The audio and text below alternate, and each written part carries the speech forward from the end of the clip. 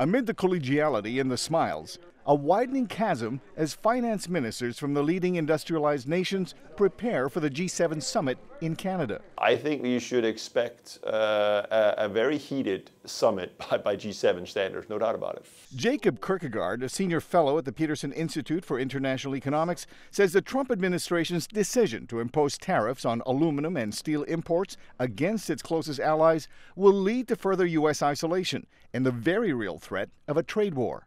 Combined with the clear signal, the stated intent of the administration to likely do the same thing in the auto and auto parts industry, no, this is a recipe for not a global trade war, but a trade war with the United States against everybody else. On Wednesday, National Economic Council Director Larry Kudlow defended the administration's actions and called the disagreement a family quarrel. President Trump is very clear with respect to his trade reform efforts that we will do what is necessary to protect the United States, its businesses, and its workforce.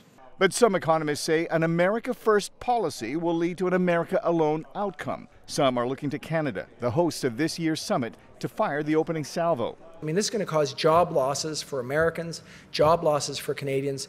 We're going to respond appropriately to send a signal that that's not going to stand from our perspective.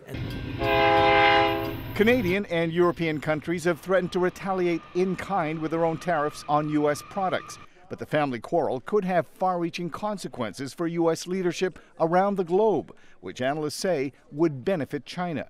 This plays very clearly into the hands of China, to the extent that you think that China is a new and rising global power.